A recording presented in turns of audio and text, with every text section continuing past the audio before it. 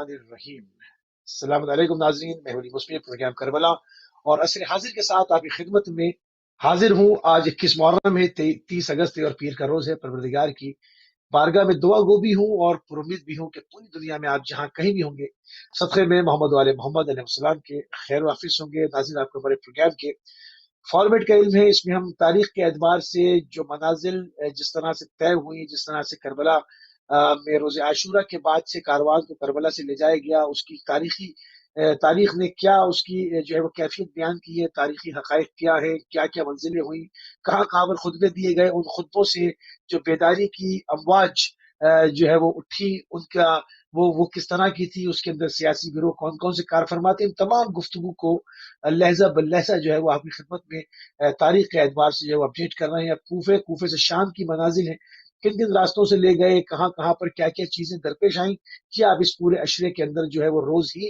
اس ذکر کو آگے بڑھائیں گے اہل بیت علیہ السلام پر، کہاں کہاں پر جو ہے وہ مظالم ڈھائے گئے، کن کن راستوں سے لے گئے، اس وقت جن راستوں سے لے گئے ان کا انتخاب کیوں کیا شارع عام سے جو معروف راستے سے تھے ان سے لے کر گئے یا جنگلوں سے گزارا گیا، اس کے کیا اسباب تھی، اس کے علل و اسباب کیا تھے، تمام چیزوں کو لے کر جو ہے وہ آپ کی خدمت میں حاضر ہیں۔ اور آج ہمارے ساتھ ہمارے دو مہمانوں نے گرامی ہمارے ساتھ موجود ہیں ہندوستان سے علامہ سید کلب عباس رضوی صاحب اور کویت سٹی سے علامہ مرزا عسکری حسین صاحب۔ اپنے دونوں مہمانوں نے گرامی کی خدمت میں سلام بھی عرض کریں گے اور سید الشہداء کا پرسہ بھی پیش کریں گے۔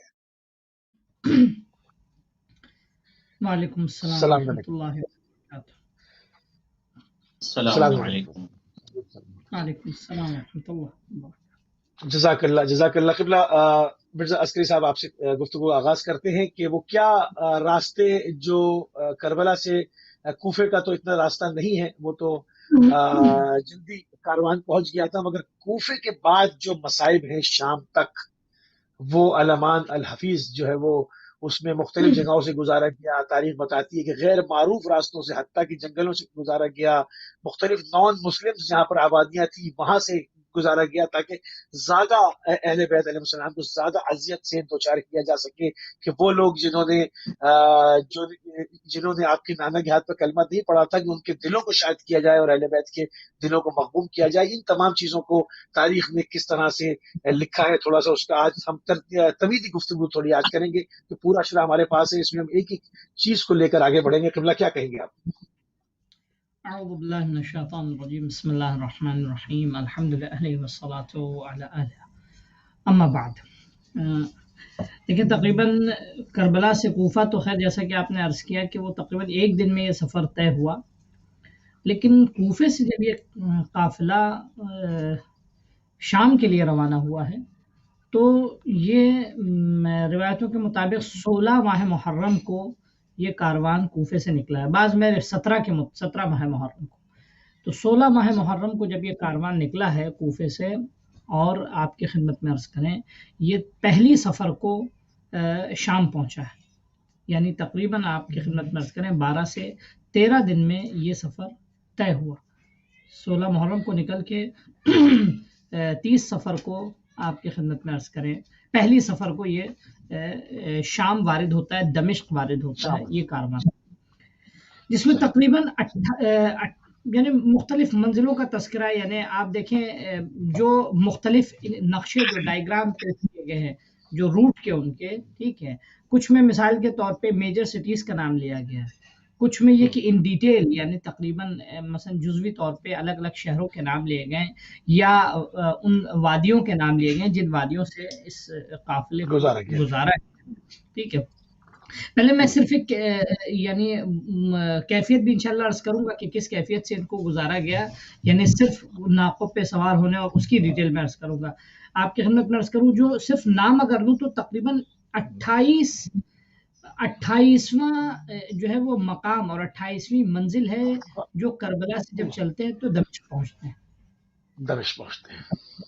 یعنی کربلا سے دمشق جو ہے وہ 28ویں منزل ہے۔ اور اس میں جو روٹ انتخاب ہوا ہے، جو میجر روٹ آپ کی خدمت میں عرض کریں یہ کس راستے سے نکلے، یہ کربلا سے انہوں نے موصل سے پھر تکریت، اور تکریت سے پھر جو حلب سے پھر یعنی حمص یا حمص کہیں آپ، اس کے بعد بعلبک، اور اس کے بعد دمشق.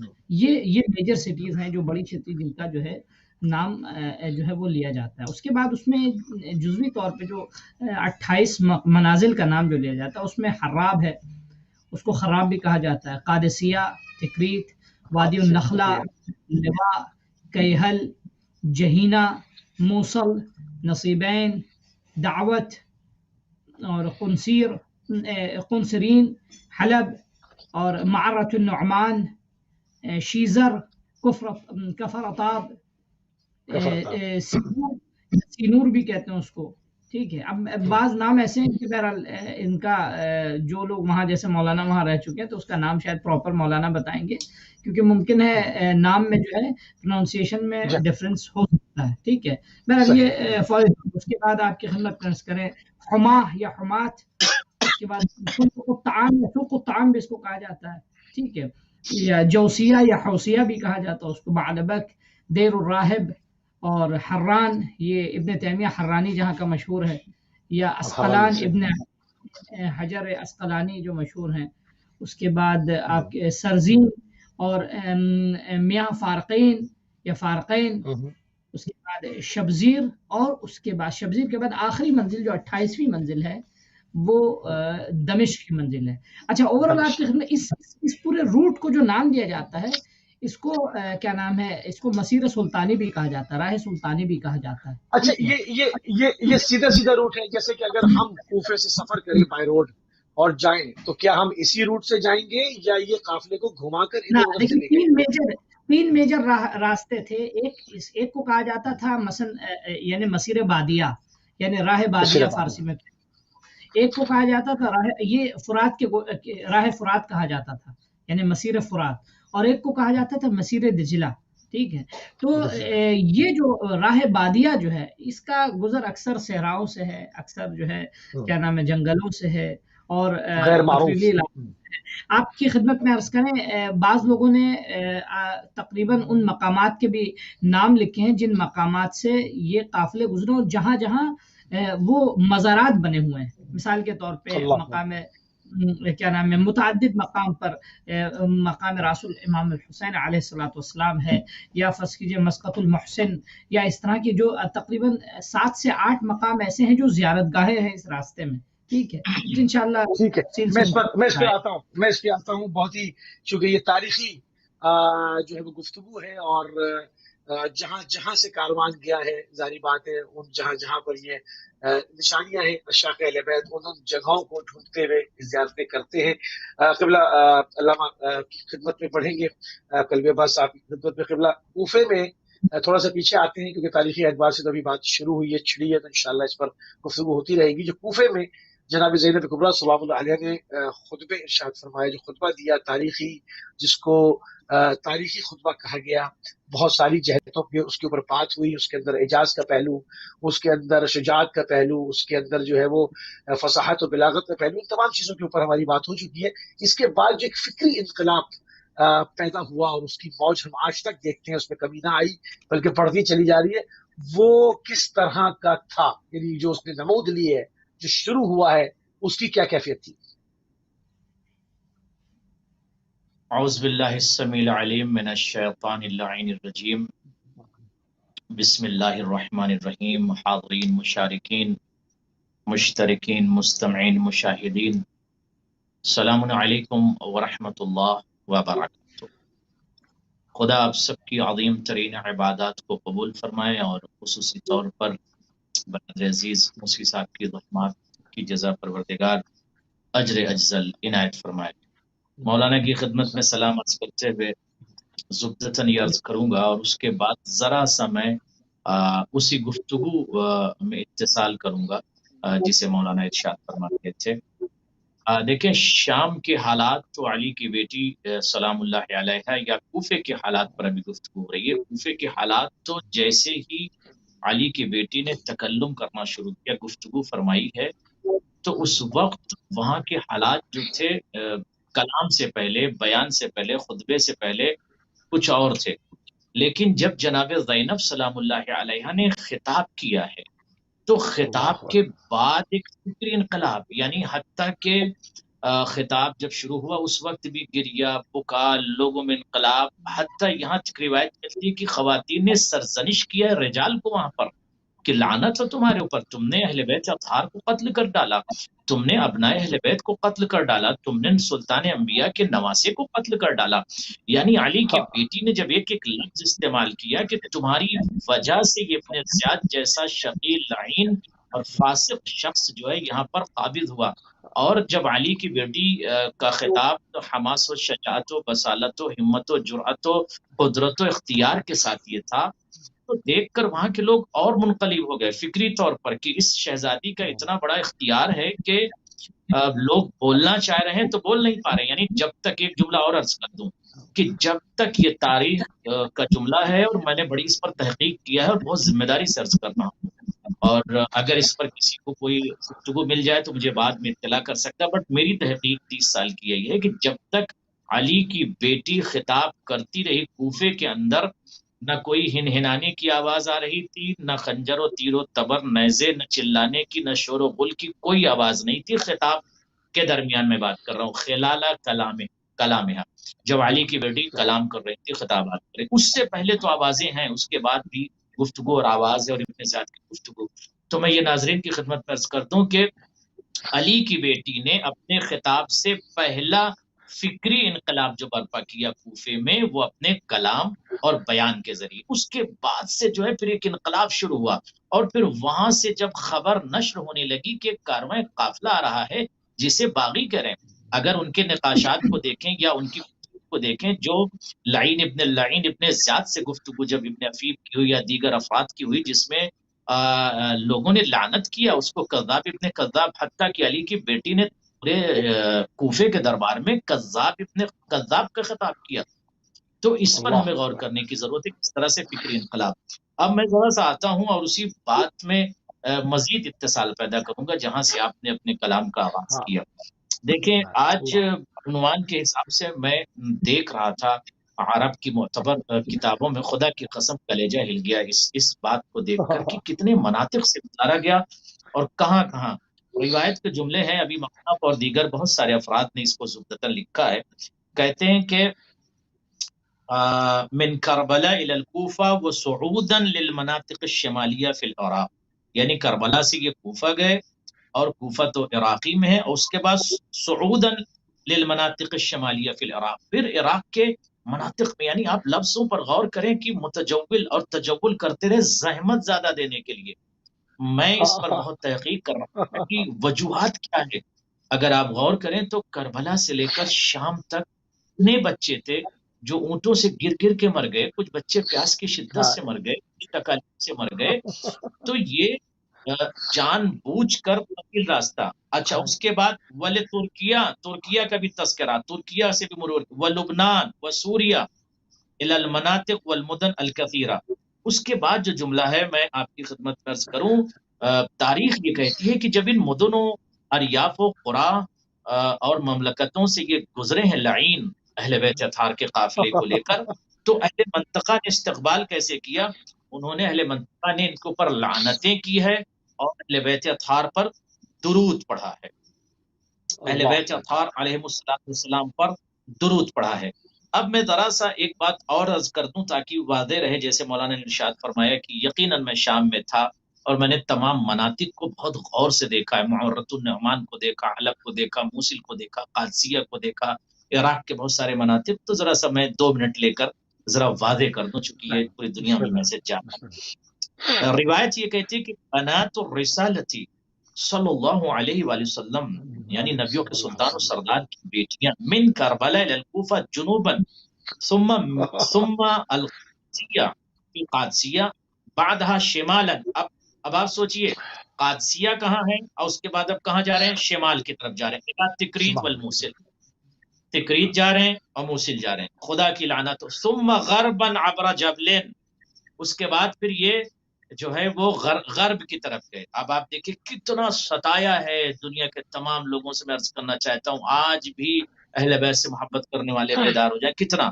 اس کے بعد غرب کی طرف گئے، عبر جبل سنجار، ثم منطقہ الجزیرہ، اس کے بعد جزیرہ کی طرف گئے، فی شمال سوری، اور شمال سوری جو بات جا چکے ہیں وہ مناطق جو شمال سوری میں حلب سے پہلے کا جو منطقہ آتا ہے جس میں لازکیہ آتا ہے یا دیگر بہت سارے مناطق آتے ہیں، وبعدها الی حلب، اور اس کے بعد حلب کی طرف یہ لے کر آئے، پھر حلب سے جو ہے یہ حما لے گئے۔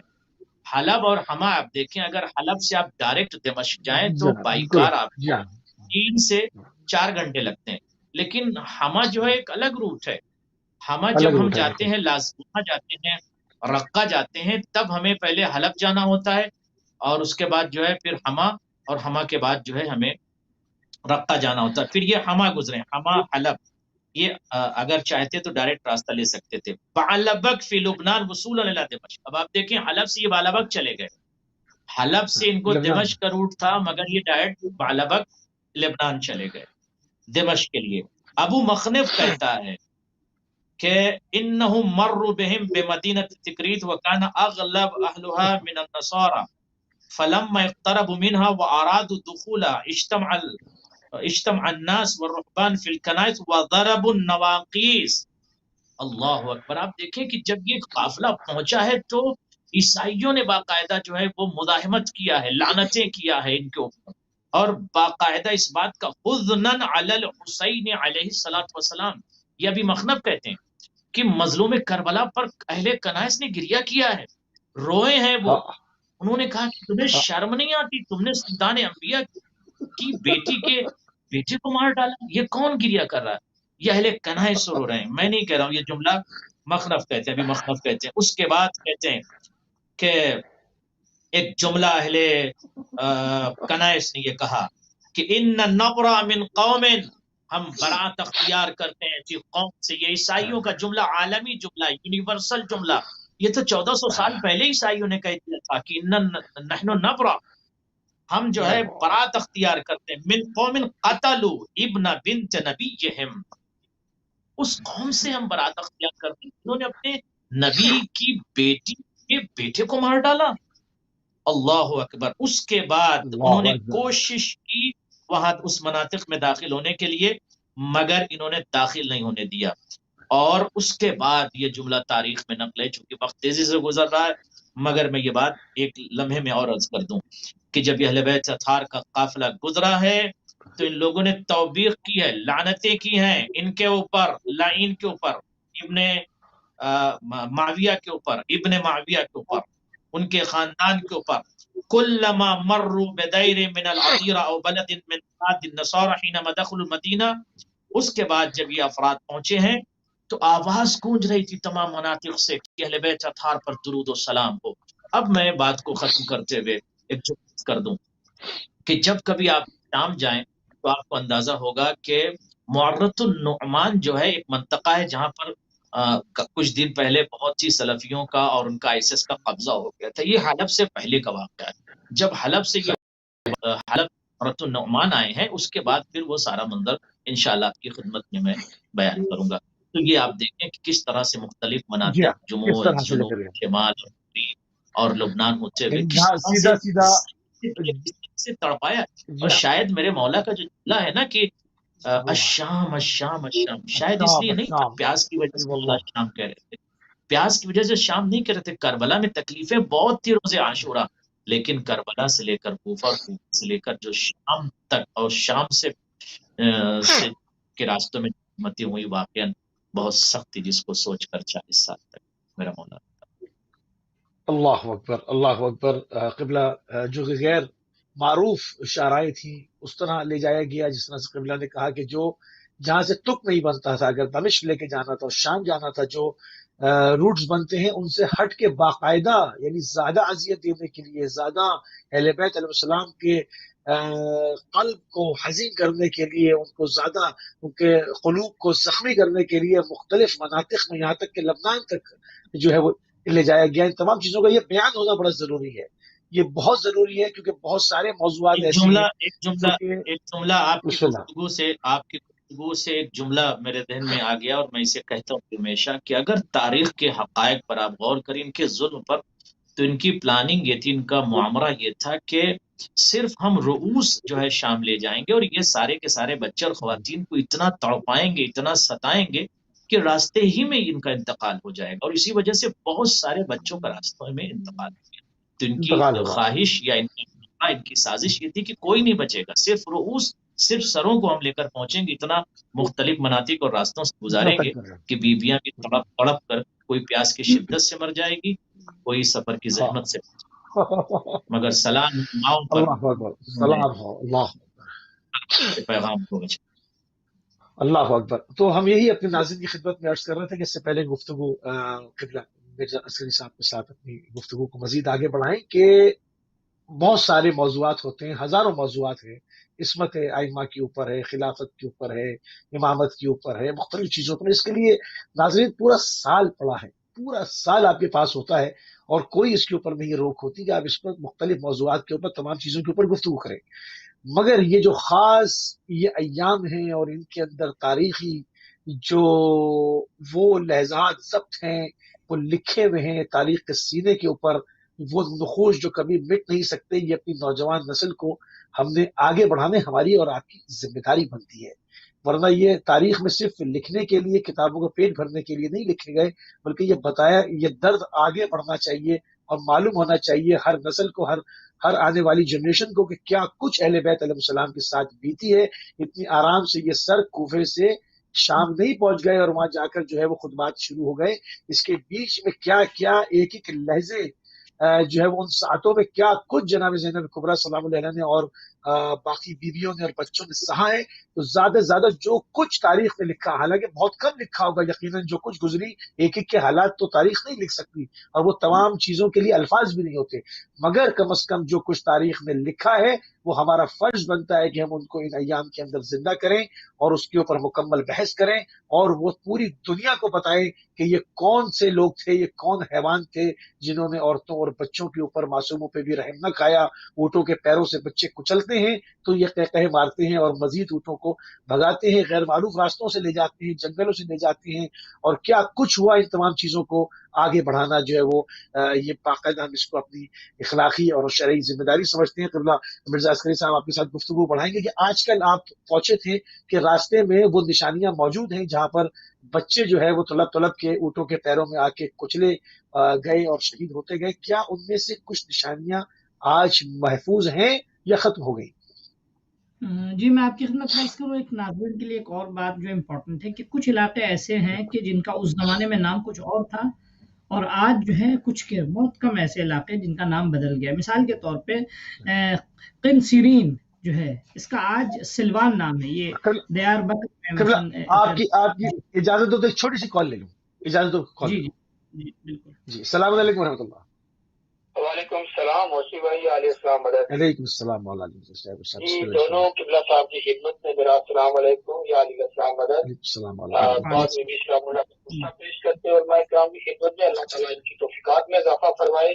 ماشاءاللہ اللہ تعالیٰ ان کی خدمت اپنی بارگاہ میں پاک پروردگار قبول فرمائے۔ موسی بھائی آپ کی محنتیں انشاءاللہ تاریخ کے حوالے سے بڑی محنتیں ہیں، اللہ تعالیٰ آپ کی توفیقات میں اضافہ فرمائے۔ چھوٹی سی گزارش یہ ہے، پوچھنا کیا چاہتے ہیں، بس رونے کے دن ہے، روتے ہیں، ایک ایک بات پہ آنسو آ جاتا ہے۔ بے شک موسی بھائی ہم گھر میں بیٹھے ہیں، کھانا کھاتے ہیں، سب کچھ ہے، لیکن جب تھوڑا سا بھی خیال جاتا ہے تو آنسو نکل آتے ہیں۔ پاک پروردگار ہمارے وہ آنسو اپنی بارگاہ میں قبول فرمائے۔ تو قبلہ صاحب سے گزارش یہ ہے کہ جب یہ قافلہ لٹا پٹا کوفے سے شام کی طرف روانہ ہوا تو اس قافلے کے اندر اہل بیت اطہار کے کتنے بندے تھے، اور کہاں کہاں کے چھوٹے بچوں کی جو جنازے، جہاں جہاں بھی ان کی رحلت ہو گئی، جہاں سے وہ رخصت ہوئے دنیا سے چلے گئے۔ تو آج اس یزید کے بیٹے اس دنیا میں بیٹھ کے کہتے ہیں کہ اس کا قصور نہیں تھا، اس کا نہیں تھا۔ تو یہ جو سارا معاملہ کوفے سے دمشق تک اور وہاں جو صدر دروازے کے اوپر جو ظلم و ستم ہوا اور شادیانے بجائے گئے، اور کس طرح کا استقبال اہل بیت علیہ الصلوۃ والسلام اور لوگوں کو کیا کیا پیغام دیا جاتا رہا، یہ کون تھے؟ تو ان پاک بی بی سلام اللہ کو خطبے کو روکنے کے لیے، امام سجاد علیہ الصلوۃ والسلام کے خطبوں کو روکنے کے لیے ان نام ناد کلمہ گو مسلمانوں نے جو اذانیں دی وہ بھی مسلمانوں کے اوپر یہاں ہیں، تو پھر بھی کہتے ہیں کہ ان بغیرتوں، ان حرام زادوں کا کوئی قصور نہیں ہے، خدا ان کے اوپر لعنت کرے۔ اللہ تعالیٰ آپ کی توفیقات میں اضافہ فرمائے۔ اس کا بھی تھوڑا سا ذکر کیجیے گا۔ قصوروار تو ہوتے ہیں نا، ان کے اباؤ جات قصوروار ہیں، تو یہ تو آج کے بیٹے بالکل نہیں، تو सामने की बात है, खाली यही नहीं, थोड़ी सी, बहुत शुक्रिया आपका, जज़ाकल्लाह।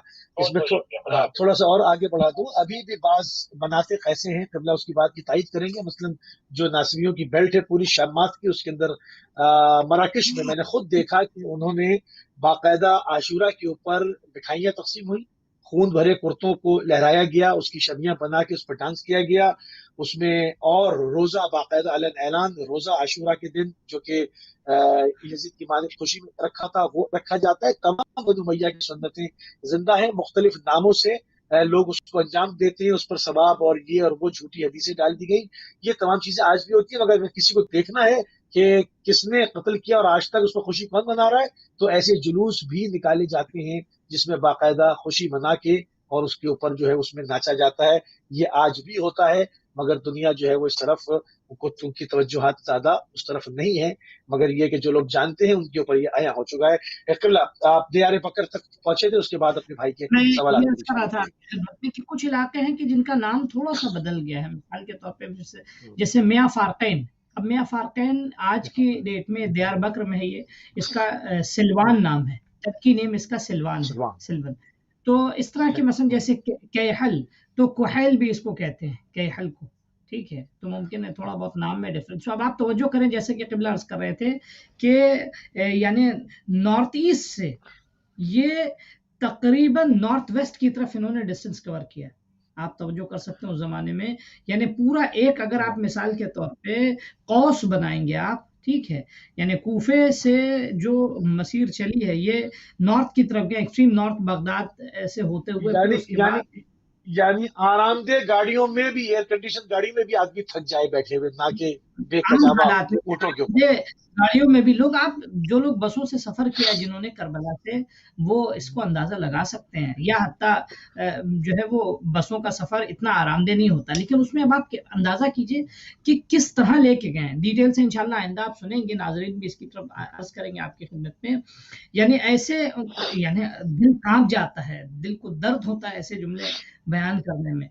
सबसे पहले इमाम सज्जाद अलैहिस्सलाम को जिस नाक़े पे रखा, उसकी कैफियत आप तारीख लिखती है, अजीब कैफियत तारीख की। ऐसे नाक़े पे रखा जो लागर अंदाम नाका, जिसके पैर में लंग था। ऐसा नाका जो लागर अंदाम, जिसके पैर में लंग, और मुखद्दरात इस्मत को और अहले बैत ख़वातीन को, मस्तूरात हरम को जो है वो ऐसे नाकों पे रखा जो मकशूफ।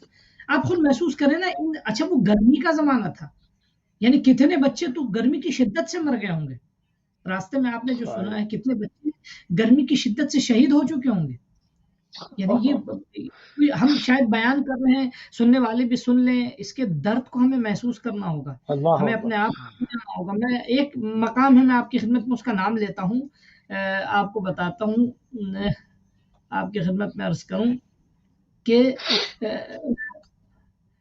ये जो है मशहदुल दक्का, इसको हलब में कहते हैं, क़िबला इसकी तायीद फरमाएंगे, ठीक है। इसको मशहदुल मोहसिन भी कहा जाता है, इस मकाम को मशहदुल मोहसिन। ये मोहसिन कौन है? एक मोहसिन शहजादी ज़हरा सलाम अलैहा का शहीद हुआ था क़ब्ल दुनिया में आने से, मदीने में, और एक मोहसिन की शहादत जो है वो हलब में हुई है। अजीब, मैं माजरत के साथ, यानी इमाम ज़माना की खिदमत में भी माजरत के साथ और दस्ते अदब जोड़ के माफ़ी मांग के जुमला कहूँगा। ये इमाम शहजादी इमाम हुसैन अलैहिस्सलाम, अभी ये बच्चा वजूद में भी नहीं आया, ये रास्ते में साक़ित हो गया, इस सख्तियों से। क़िबला बैनुल क़ौसैन आपकी अर्ज कर दूं कि तमाम नाजरीन जब कभी शाम जाएं तो ये बरादर अजीज मौलाना अस्करी ने जो अर्ज किया, ये मशहदुल दक्का जो है वो जहाँ पर आज मौजूद है, जहाँ पर मज़लूम करबला इमाम हुसैन अलैहिस्सलाम का सर रखा गया था, उसी से बिल्कुल वॉकिंग डिस्टेंस पर है जहाँ पर हजरत मुहसिन अलैहिस्सलाम, जिसको मुहसिन उस बच्चे को कहते हैं कि जिसका इसकात हो गया। और मैं तारीख पर देखता था जब, तो वाकई इतना जुल्म किया था, इतना जुल्म किया था कि आज भी हलब के पहाड़ पर मजलूम बच्चे की कब्र है, और पूरी दुनिया बशरियत को इस बात की तरफ वो बच्चा आवाज दे रहा है यकीनन कि मेरी खता क्या थी मुसलमानों, मुझे इतना क्यों सताया गया, मेरी माँ को। मजलूमियत की सदा हजरत मुहसिन की جبل حلب سے جبل قصیم ہے، اور وہ حلب جہاں آپ جائیں گے، جہاں پر سر رکھا گیا تھا، وہاں پر آج بھی لہو ہے، اسی سے بالکل قریب ہے۔ میں نے اس لیے عرض کر دیا کہ جب کبھی آپ حلب جائیں تو حضرت محسن کی بھی زیارت ضرور فرمائیں۔ جی آپ بسم اللہ۔ صحیح۔ یعنی اب آپ اچھا، اندازہ لگائیے اور عراق کے منطقے میں، منطقہ عراق جی کے اندر اگر ابھی شام میں ورود سے پہلے جو علاقے پڑتے ہیں، ان میں نشانیاں بھی تو ہوں گی کہیں پر، یہ ساری تو محفوظ نہیں ہو گئی ہوں گی نا؟ جی یقیناً بہت ساری نشانیاں ہیں۔ یعنی آپ یہ دیکھیے امام حسین علیہ الصلوۃ والسلام کے جو پورے راستے میں، یعنی موصل میں عراق کے اندر ہے، یہ موصل میں مشہد راس الحسین ہے، بلد میں مقام عمرو بن امام الحسین ہے، یا اب نصیبین وغیرہ، یہ تو اس کے اندر شروع ہو جاتا ہے، یعنی دمشق شام کے اندر کا راستہ، سیریا کے اندر کا راستہ شروع ہو جاتا ہے، ٹھیک ہے۔ یا مسجد حنانہ میں آپ دیکھ لیں، حنانہ کو حنانہ کیوں نام دیا گیا؟ گریا کرنے والے، اللہ اکبر۔ حنانہ حنین سے ہے، ٹھیک ہے، کیونکہ جس جگہ مقام راس الحسین علیہ الصلوۃ والسلام مسجد حنانہ میں ہے، وہاں رات بھر گریہ وزاری کی آواز آئی۔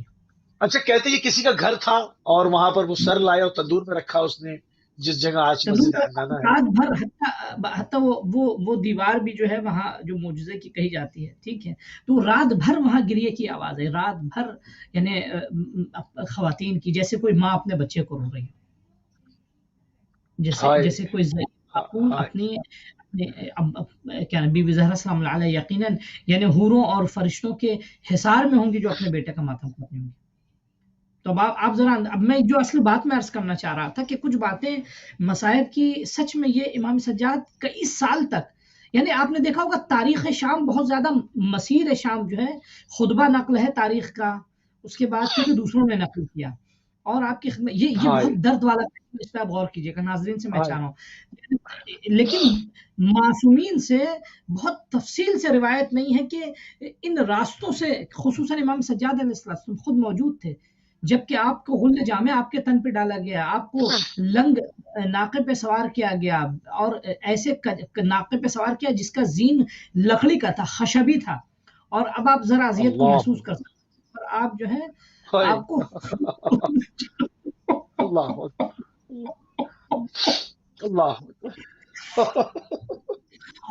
آپ محسوس کیجئے امام سجاد علیہ السلام سے کیوں نہیں روایت ہے، تفصیل نہیں آتی، کیوں جانتے ہیں؟ میں یہ درد پہلو آپ کو سنانا چاہ رہا ہوں، ناظرین بھی اس کی طرف توجہ کریں، مصائب میں اکثر آپ سنتے رہتے ہیں لیکن اب اس زاویے سے کیوں امام سجاد علیہ السلام سے اس سلسلے میں تفصیل نہیں سنی گئی؟ کیونکہ جیسے ہی 34 سال جیسے امام سجاد کو یاد آتا تھا، صرف ایک جملہ کہتے تھے، سارے درد کو بھول کے، الشام الشام الشام۔ یعنی اتنی تکلیف ہوئی نا، انسان سے بیان نہیں ہو سکتا کتنے درد کو آپ محسوس کریں۔ اچھا، آپ یعنی یہ تو امام سجاد غلے جانے کی شکل میں خواتین کو بے کجاوا اونٹوں پہ چھوٹے چھوٹے، اب میں یہی محسوس کرتا ہوں کہ یہ جو بچی ہے، آپ دیکھیں اس کے مصائب پہ کبھی غور کیجیے گا، یہ بچی جو ہے شام میں جا کے 1 ہفتے 8 دن رہے، وہ روایت جو مثال کے طور پہ جس میں یہ کہا جاتا ہے کہ یہ 1 ہفتے زندان میں یزید اس سے زیادہ رکھ نہیں پایا، اس کو خوف تھا، یا وہ روایت جو 1 سال والی ہے وہ اپنی جگہ، لیکن وہ روایت جو 1 سال کہتی، کیونکہ یزید، اس 2 روایتیں ہیں، شیخ مفید اس روایت کو نقل کرتے ہیں کہ تقریباً 8 سفر تک یہ قافلہ رہا، پھر 8 سفر کو وہاں سے شام سے نکلا، پھر کربلا کے لیے۔ آپ یہ سوچیں 8 دن میں ایک بچی کیسے شہید ہو گئی؟ اسی 8 دن کے عرصے میں، 10 دن کے عرصے میں شہادت بچے کی، یعنی یہ قابل غور بات نہیں ہے، اور وہ بھی صرف باپ کا سر سامنے آتا ہے، روتے روتے دم توڑ دیتی ہے، وہ تو آخری مرحلہ تھا، اس سے پہلے درد سہ چکی تھی بچی۔ اب ہم کیا بیان کریں، گلے کا نشانہ، پیاس وجود میں اتر چکی تھی، پیاس تو وجود میں اتر چکی تھی، 3 دن کی صرف پیاس تو نہ تھی نا، پورے راستے میں پیاسا رکھا ہے۔ چھٹے امام سے کیفیت نقل ہوتی ہے، چھٹے امام فرماتے ہیں کہ جو شہداء تھے ان کے سر جو ہے نیزوں پہ تھے، اور یہ یعنی ظالمین جو تھے وہ چاروں طرف سے خواتین کو شہداء کے سر سے حصار میں لے رکھا تھا، اور جب کبھی بھی کوئی گریا کرتی تھی، اللہ اکبر، چاہے وہ بچہ ہو یا بڑا، نیزے سے اس کے سر پہ مارتے تھے اس کو کہ گریا نہ، اب آپ محسوس کیجئے کہ کیا نفسیات ہوں گے، یعنی کس قدر گھٹن کے ساتھ، کس قدر تکلیف کے ساتھ، کس قدر مصیبت کے ساتھ یہ طولانی مسیر اور یہ طولانی سفر طے کیا ہوگا۔ میں آپ کی خدمت میں ایک دو مسیر، وہ خالی اس کا نام ہے، موصل میں ایک جگہ ہے مقام راس الحسین کہا جاتا ہے۔ موصل آپ دیکھیں یہ جو ہے وہ شمالی یعنی مثلا عراق کے شمالی خطے میں ہے۔ ابن شہر عاشوب نے جو ہے وہ اس کو باقاعدہ کیا نام ہے ایک زیارتگاہ کے عنوان سے نقل کیا ہے، اور یہاں جو ہے جب عبور ہو رہا تھا اسرا کا تو یہاں امام حسین علیہ السلام کا سر رکھا گیا تھا اور اس مقام پہ مقام راس الحسین بنا۔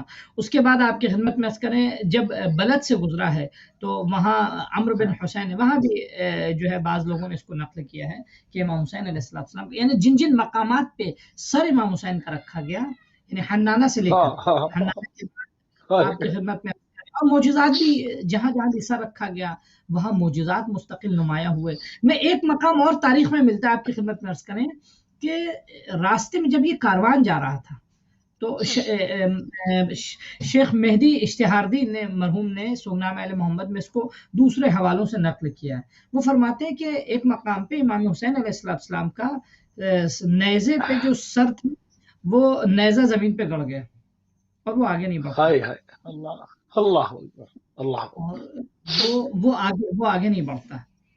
تو لوگوں نے سپاہی یزید نے لاکھ کوشش کی، وہ آگے نہیں بڑھ پا رہا، تو اب امام سجاد علیہ السلام کے پاس تازیانہ لے کے بڑھتا ہے، یہ کہتے ہیں کہ اپنے بابا کے سر وہ کیوں آگے نہیں بڑھ رہا ہے، اس کو آگے بڑھنے کے لیے امام سجاد جب نزدیک آتے ہیں، جملے مقتل کے نزدیک آتے ہیں تو امام حسین علیہ السلام اس سے ایک چیز اور ظاہر ہو رہی ہے نا، مطلب وہ یہ اس ریلیشن کو سمجھتے ہیں کہ ہم نے جس شخصیت کا سر کاٹا ہے یہ کلام کو سن رہا ہے، یہ چیز سمجھ رہے ہیں، یہ ملائن سمجھ رہے ہیں یہ بات، یہ سب جانتے تھے ملائن۔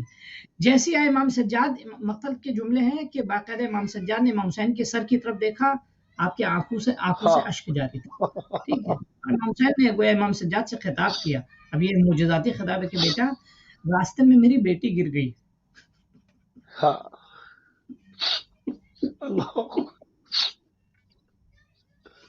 اس لیے میں اپنی بیٹی کو چھوڑ کے کیسے جا سکتا ہوں۔ آپ ذرا محسوس کیجیے کہ اب نہیں بتا سکتے کیا کیفیت ہوگی، اس میں کوئی غفلت بھی نہیں تھی، لیکن قبلہ سے بھی کہتا ہوں اس کے اندر وہ بھی اپنا حصہ ڈالیں کہ موصل کے جو گزرنے کے حالات ہیں اس پر قبلہ جب اسرا کا قافلہ موصل سے گرا، قلب عباس صاحب آپ اس کے اندر تھوڑا سا موصل میں اپنی جو ہے وہ ایڈ کریں اس میں، کیونکہ یہ پرسہ ہے جناب زہرا السلام علیہ کی بارگاہ میں۔ جی ہاں، بسم اللہ۔ جزاکم اللہ۔ تمام ناظرین کی خدمت میں میں پہلے یہ عرض کر دوں کہ وہ مقامات جہاں پر مظلوم کربلا کے سر کو ظالموں نے رکھا تھا اس مقام کو مشہد نے کیونکہ بہت سارے مقامات پر رکھا ہے تو اس لیے اس کی وجہ سے پلورل کا عربی میں ایک لفظ استعمال ہوتا ہے مشہد، تو بہت سارے ایسے مقامات ہیں۔ ابھی آپ نے سنا کہ جب آپ مسجد نانا جائیں تو وہاں پر بھی 2 رکعت نماز پڑھیں، اور حدیث قمی نے اس روایت کو نفس المحموم میں لکھا ہے، کیوں کہتے ہیں لأن راس الحسین علیہ السلام وضع هناك، اس لیے کہ مظلوم کربلا کا سر وہاں پر رکھا گیا، تو یہ وہ مقام عظیم ہے جہاں مظلوم کربلا کا سر رکھا گیا۔ اس کے بعد جناب مفید اور سید ابن طاؤس اور دیگر اور سب کی بہت ساری روایتیں، خیر اس میں نہیں جانا۔ اب آئیے اگر موصل کی بات کریں تو موصل وہ جگہ ہے جہاں پر بھی مظلوم کربلا کے سر کو رکھا گیا تھا۔ اس کے لیے میں نے جو روایت دیکھی ہے مدینۃ فی شمال العراق، یہ مدینہ شمال عراق میں ہے اس وقت، آپ جانتے ہیں اسے، اور الیوم علی شاطئ نہر دجلہ تبعد عن کوفہ تقریباً 600 کلومیٹر، یعنی کوفے سے 600 کلومیٹر کے فاصلے پر، کتنا 600 کلومیٹر، آپ غور کریں کہاں کوفہ اور کہاں موصل، 600 کلومیٹر فاصلہ ہے، یعنی کوفے سے موصل کا۔ اور اس کے بعد آپ غور کریں، میں اگر حروی کی روایت کو پیش کروں یا نفس محموم جو لکھا اس میں اگر ہم غور کریں تو ان لوگوں نے موصل میں یہ کیا کہ موصل میں داخل ہونا چاہ رہے تھے، داخل ہونے کے لیے لعین ابن لعین اور یہ ابن عمر سعد اور اس کے ابن زیاد کے حکمران نے کوشش یہ کی کہ حالات تو اتنے زیادہ ہیں کہ لوگ ہم ہی پر لعنت کر رہے ہیں، ہم پر پتھراؤ کر رہے ہیں، تو اس نے پہلے اپنے کچھ عاملین کو بھیجا اور بھیجنے کے بعد موصل کے حالات کو بہتر کرنے کی کوشش کی، لیکن اہل موصل نے ان کو اپنے شہر میں داخل نہیں ہونے دیا۔ تو اس کے بعد روایت کی تھی بل ینزلوا خارجها بل ینزلوا خارجها ويتقون من غیر ان يدخلوا فيها، یعنی موصل میں یہ بالکل اس میں داخل نہیں ہو پائیں، کہاں ٹھہرے فنزلوا ظاہر البلد على فرسخین، یہ جو ہے جو موصل ہے، موصل سے ایک فرسخ کے فاصلے، وہ موصل ہی کا علاقہ کہلائے گا، لیکن اہل موصل نے ان کو داخل نہیں ہونے دیا۔ ان کو پتا چلا کہ یہ جناب فاطمہ سلام اللہ علیہ کے بیٹے کو قتل کر کے آئے، یہ مولائے متقیان کے بیٹے کو قتل کر کے آئے ہیں، یہ وارث شریعت کے فرزند کو قتل کر کے آئے ہیں، یہ حضرت زینب کے فرزندوں کے قاتل ہیں۔ جا کر اہل موصل نے کہا نہیں، ہم آپ کو یہاں نہیں آنے دیں گے۔ اس کے بعد اب میں جو جملہ عرض کر رہا ہوں کہ یہاں پر بھی موصل میں بھی ایک مقام ہے، جب کبھی آپ تشریف لے جائیں تو موصل میں بھی ایک مقام ہے جہاں پر روایت وضعوا راس الشریف علی صخرۃ، ایک پتھر پر، ایک حجر پر، ایک صخرہ پہ مظلوم کربلا امام حسین کا سر رکھا گیا تھا ناظرین، فقطرت علیہ قطرۃ دم الحسین اور من دم راس الحسین علیہ السلام، امام حسین کے کٹے ہوئے سر سے لہو قطرات اس پتھر پر گر رہے تھے۔ اور یہاں تک روایت کے جملے ہیں کہ روز عاشورہ آج تک، فی یوم عاشورہ آج تک بھی روز عاشورہ وہاں پر وہ حجر، وہ پتھر لہو ہو جاتا ہے۔ یہاں پر یہ بھی اس میں بھی قبلہ ایک معجزہ ہے نا، یہ کہ یہ سر کربلا میں کاٹا گیا، راستے بھر آیا، مگر جہاں پر خدا کو منظور ہے وہاں پر قطرات جاری ہوئے، ورنہ یا تو خون اگر بہ رہا ہو تو بہ کے ختم ہو جاتا ہے، یعنی اگر خون بہ رہا ہے تو بہ کے ختم ہو جائے گا۔ مظلوم کے خون نے عالم بشریت کو اپنی مظلومیت کا اعلان جگہ جگہ پہ کیا ہے، ان لعینوں کو بیدار کرنے کی، عالم بشریت کو پیغام دینے کے لیے، کبھی حنانہ میں، کبھی موصل میں، کبھی حلب میں، کبھی دیگر مناطق میں۔ اب اگر میں تھوڑا سا اور آگے بڑھتا ہوں تو میں ناظرین کی خدمت میں عرض کرنا چاہتا ہوں، جی ایک ایک لفظ پر غور کر لیں۔ جی وَكَانَ النَّاسِ يَجْتَمِعُونَ عِنْدَهَا مِنَ الْأَطْرَافِ وَيَقُومُونَ مَرَاسِمَ الْقَضَاءِ وَالْمَاتَمِ فِي كُلِّ عَاشُورَہ، یہ وہ مقام ہے جہاں پر جب ناظرین، جہاں پر لوگ گریہ کرتے تھے اور جا کر اپنی حاجتوں کو طلب کرتے تھے۔ اور اس روایت کو کامل بہائی یا بہت ساری کتابوں میں اس کا تذکرہ ہے۔ اچھا نتیجہ کیا ہوا؟ تَرَكُوا طَرِيقَ الْمَعْرُوفِ وَأَخَذُوا مِنْ غَيْرِ الطَّرِيقِ لِذَلِكَ، جب ان کو اس بات کا اندازہ ہو گیا، جو ان کے جواسیس تھے، انہوں نے کہا کہ اگر ہم موصل میں انٹر ہو گے تو وہاں پر حملہ ہو جائے گا، اہل موصل کو پتہ چل گیا ہے کہ تم نے نبیوں کے سلطان و سردار کے بیٹوں کو مار دیا۔ میں آج تمام دنیا کے ناظرین سے کہتا ہوں کہ کم از کم وہ باضمیر لوگ تھے، یا اہل کنائس باضمیر تھے، عیسائی تھے، مگر ان کا ضمیر زندہ تھا، وہ کم از کم مزاحمت تو کر رہے تھے، وہ اعلان کر رہے تھے کہ ہم تمہارے ساتھ نہیں۔ آج دنیا کے مسلمانوں کو یہی کہتا ہوں کہ بنو امیہ سے بیداری کا اعلان کریں، چاہے یزید ہو، اس کا باپ ہو، اس کا دادا ہو، چاہے ابو سفیان ہو، پورا سلسلہ آپ دیکھ لیں کہ ابو سفیان نے نبیوں کے سلطان و سردار سے جنگ کی، معاویہ نے حضرت علی سے جنگ کی، یزید نے امام حسین کو قتل کر ڈالا، یہ ایک سلسلہ ہے۔ اب آئیے اگر آپ کہیں تو میں مشاہد نصیبین بھی عرض کر دوں، اور وقت نہ ہو تو جیسا بسم اللہ میں ابھی قبلہ کی خدمت میں جو اشتیاق بھائی نے سوال کیا تھا وہ رکھ دوں، تاکہ 5 منٹ اس کو ڈیوائڈ کر لیتے ہیں، 5 منٹ قبلہ گفتگو کر لیں، پھر آخر کے 5 منٹ نصیبین پہ آپ اس کے اوپر بات کر لیں۔ قبلہ کوفے سے شام جب گئے تو اشتیاق بھائی نے سوال کیا کہ اس میں اہل بیت علیہ السلام کے اسرا کے قافلے میں کتنے افراد تھے، بچے کچھ وغیرہ، اگر اس پر آپ کچھ بیان کر سکیں اس وقت، اور اس میں جو ہے وہ کہاں کہاں پر جو ناسبی بیلٹ ہے، کہاں کہاں پر آج بھی عاشورہ کی باقاعدہ خوشی منائی جاتی ہے، اس کو تھوڑا سا شامل کر لیں۔ 5 منٹ آپ کے پاس ہیں۔ دیکھیں آپ کی خدمت میں عرض کریں، امام حسین علیہ السلام کے پورے کاروان میں اگر آپ افراد کو دیکھیں کہ اوورآل جو آخر تک شہادت کے وقت میں بچے جو، ٹھیک ہے، اور شہادت کے بعد، تو کل تعداد جو افراد کی تھی وہ تقریباً 200 سے 250 کے اندر تھی، ٹھیک ہے یعنی اب آپ یہ سوچئے کہ یعنی شہادت کے بعد تقریباً 80 بچے تھے امام حسین علیہ السلام جب لے کر آئے تھے کربلا. میں نے شاید پہلے کسی پروگرام میں عرض کیا تھا کہ 80 بچے 80 بچے تھے. 80 بچوں میں صرف 15 بچے بچے تھے. یعنی 80 بچوں میں اللہ صرف یہ اکبر. شام غریبہ کی میں بات بتا رہا ہوں آپ کو. شام غریبہ میں 15 بچے بچے. یا اسی میں بعض روایتوں کے مطابق جناب مسلم کے جو 2 فرزند اللہ جو ہے وہ جی ہاں. یہ مسیب میں جو ہے ہاں ہاں مسیب میں مسیب جو ہے.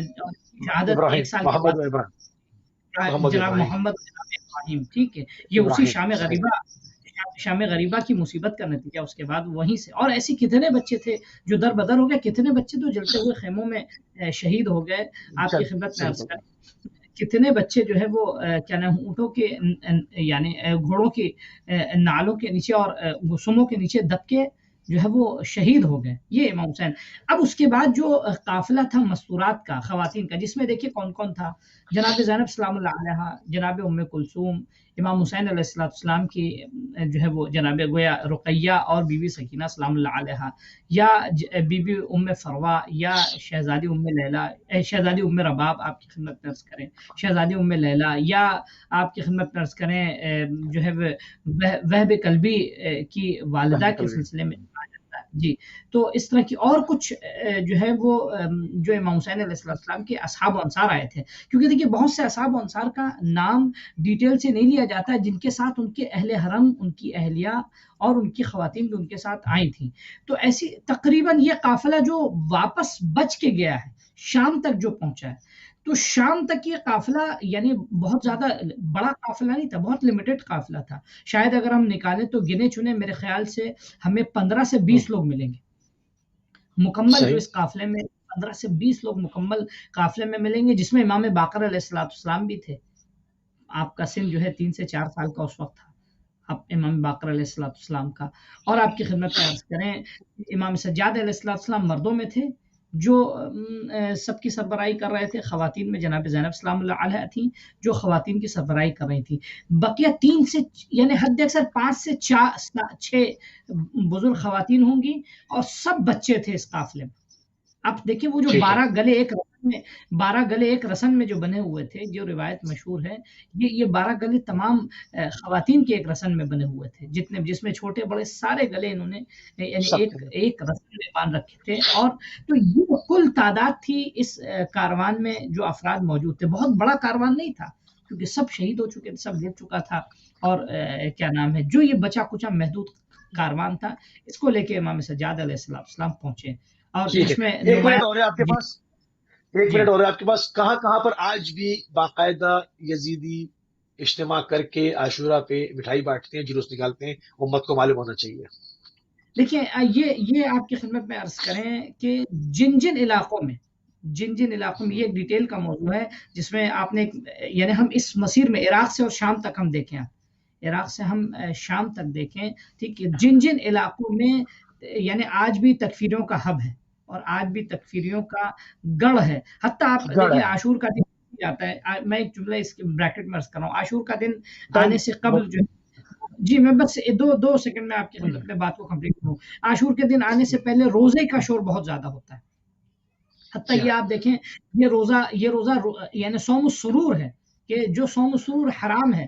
اگر عام روزہ ہو تو روزہ عاشور مکروہ ہے، لیکن صوم السرور جو ہے روزہ عاشور کا وہ روزہ حرام ہے. یعنی وہ روزہ جو آپ کی خدمت میں کریں بنی امیہ نے رکھا تھا. تو آج بھی بعض ایسے جو مناطق ہیں جو تکفیری نشین ہیں، چاہے یا شام کو ڈیٹیل سے انشاءاللہ نیکسٹ پروگرام میں اس کو کنٹینیو کریں گے انشاءاللہ. ٹھیک ہے. قبلہ قلب عباس آپ تھوڑا سا گفتگو جہاں پر روکا مشاہد نصیب ہے جی نصیب ہے جی. میں یہ عرض کروں کہ یہ بھی جاننا ضروری ہے تمام ناظرین کو اس وقت کی بہت سارے ایسے مشاہد ہیں، شاید ہمارے احباب یا زوار جب جاتے ہیں تو جو مشہور مناطق ہیں صرف وہیں زیارت کرتے ہیں، نہیں معلوم. میں عرض کروں کہ اتنے ایسے مناطق ہیں جہاں پر اہل بیت اطہار کے سر کو رکھا گیا، امام مظلوم کربلا کے، یا وہ منطقہ جہاں سے گزارا گیا. اب یہ کون سی جگہ ہے؟ مدینۃ فی ترکیہ الیوم، یعنی یہ ایسی جگہ ہے ہاں الیوم، آج ترکیہ میں ایک مدینہ ہے، ایک سٹی، ایک شہر ہے. اچھا یہ ہے کہاں یہ بھی بتانا ضروری ہے. کیا یہ شمال میں ہے، جنوب میں ہے، مڈل میں ہے، کس منطقے میں ہے؟ تو جو افراد شام گئے ہیں ان سے میں گزارش کروں گا کہ وہ ذرا غور کریں کہ قامشلی اگر کبھی گئے ہوں. قامشلی وہ جگہ ہے جو حدود ترکیہ پہ ہے، بالکل ترکی. اور جب میں بھی گیا تھا دیکھنے کے لیے تو قامشلی سے بالکل ترکیہ ملا ہوا ہے. حلب کے راستے سے بھی ترکیہ قریب ہے اور قامشلی سے ملا ہوا ہے. تو قامشلی سے بالکل قریب میں علی نہر صغیر بین نہر دجلہ والفرات، یہ جو منطقہ ہے نصیبین کا جہاں پر مشہد ہے، یہ جو ہے قامشلی کے بالکل قریب ہے، اور سوریہ جو شام جس کو آپ کہتے ہیں اس کے حدود سے بالکل ملی ہوئی جگہ ہے. اب آئیے آگے بڑھتے ہیں. ایسا مقام ہے جہاں پر مسجد زین العابدین علیہ الصلوۃ والسلام ہے. جب کبھی آپ جائیں تو آپ کو وہ جگہ آج بھی موجود ہے. میں نے خود زیارت کیا وہاں جا کر، امام زین العابدین علیہ الصلوۃ والسلام کی مسجد. ایک نمبر 2 مشہد راس الحسین علیہ الصلوۃ والسلام فی عہد اسواقها حيث علق الراس الشریف فی طریق الموقع الى الشام. روایت کے جملے ہیں کہ ایک مقام وہ بھی ہے وہاں پر، جب کبھی آپ جائیں تو سوق کے اندر ایک مشہد ہے، ایک مقام ہے، ایک جگہ ہے جہاں پر مظلوم کربلا کا سر رکھا گیا تھا. تیسری جگہ آئیے آگے بڑھتے ہیں، مشہد النقطہ، یہ بھی وہاں پر ہے. یعنی جب کبھی آپ تشریف لے جائیں اس منطقے میں، اس علاقے میں، تو یہ 3 جگہیں ایسی بہت اہم ہیں. پہلی جگہ میں نے عرض کیا نصیبین، جو میں عرض کر رہا ہوں مشاہد نصیبین میں عرض کیا میں نے، یہ مدینہ ہے ترکیہ کے اندر اور بالکل قامشلی سے ملا ہوا ہے. مسجد زین العابدین ہے، مشہد راس مولا حسین ہے، مشہد النقطہ ہے. یقال انه یوجد او انه من دم راس الحسین علیہ السلام او حتی ذکر القمی فی نفس المحموم. نفس محموم میں علامہ قمی نے اس منظر کو نقل کیا ہے کہ مظلوم کربلا پر جو لہو جاری ہوا تھا، جو خون جاری ہوا تھا. یہ میں عرض اس لیے کر رہا ہوں کہ بار بار اگر آپ دیکھیں کہ کربلا سے لے کر کوفے تک کلام کرنا، کوفے سے لے کر شام کے راستوں میں کلام کرنا، پھر بار بار مظلوم کربلا کا خون جاری ہونا. ترکیہ میں بھی مظلوم کربلا کے راس سے، سر سے کٹے ہوئے سر سے خون نکلنا. شام میں بھی میں انشاءاللہ کل عرض کروں، شام میں بھی وہ منطقہ، وہ حجر، وہ پتھر موجود ہے جہاں پر مظلوم کربلا کا سر رکھا گیا تھا. اس کے بعد لما وصلوا الی نصیبین، اب یہاں پر جب یہ لوگ پہنچے، یہ واقعہ بہت اہم ہے. صرف 1 منٹ عرض کر دوں گا، میں 1 منٹ سے زیادہ نہیں لوں گا. ظالم فاراد الملعون الذي كان معه راس الحسين عليه الصلاه والسلام ان يدخل البلد فلم يطيع فرسا. اب جب یہاں پر ہمیں غور کرنے کی ضرورت ہے کہ جب اس ملعون نے کوشش کی کہ ہم بلد میں داخل ہو جائیں، اور اس نے بہت ساری سواری کو فبدلہ بفرس آخر، پھر اس نے دوسرے جو ہے فرس کو بدلا، یعنی گھوڑے کو بدلا، تیسرے گھوڑے کو بدلا، چوتھے گھوڑے کو بدلا، بہت سے اس نے گھوڑے کو بدلا کہ یہ داخل ہو سکے، مگر کوئی بھی سواری راضی نہ ہوئی. یعنی خود فرس، خود گھوڑا بھی مظلوم کربلا پر گریا کر رہا تھا، راضی نہ ہوا. اب یہاں پر جو اہم بات عرض کرنا چاہتا ہوں، یہاں تک کہ مظلوم کربلا کا سر جو ہے وہ ایک شخص کے ہاتھ میں آ جاتا ہے، یعنی وہ سر مظلوم کربلا. فاخذہ ابراہیم الموصلی، اخذہ ابراہیم الموصلی، ابراہیم موصلی نے پھر اس سر کو لیا. ناظرین چونکہ وقت ختم ہو رہا ہے، پھر انشاءاللہ کل آپ کی خدمت میں ان تمام مناظر کو تفصیل سے عرض کریں گے کہ نصیبین کے بعد پھر کیا کیا مناطق گزرے. انشاءاللہ پروردگار آپ سب کو سلامت رکھے. السلام علیکم ورحمۃ اللہ وبرکاتہ. جزاک اللہ. قبلہ اپنے دونوں مہمانان گرامی کے انتہائی مشکور اور ممنون ہیں، جناب علامہ سید قلبی عباس رضوی صاحب اور علامہ مرزا عسکری حسین صاحب کویت سے ہمارے ساتھ شامل ہوئے. ہمارا موضوع آل رسول، کربلا، کوفہ اور شام. ان تمام منازل کو باقاعدہ روز جو ہے وہ ایک ایک جو تاریخ نے لکھا ہے، پوری کوشش کریں گے جو کچھ تاریخ نے لکھا ان تمام اہل بیت علیہ السلام کی مظلومیتیں، وہ مصائب، وہ ظلم، وہ دل خراش واقع تمام اپنی نوجوان نسل تک آگے پہنچا سکیں انشاءاللہ. ناظرین اس وقت ہمارے پروگرام کا ٹائم تمام ہو گیا. تو دونوں مہمانان گرامی کے انتہائی مشکور ممنون ہے. ہماری اور آپ کی اگلی ملاقات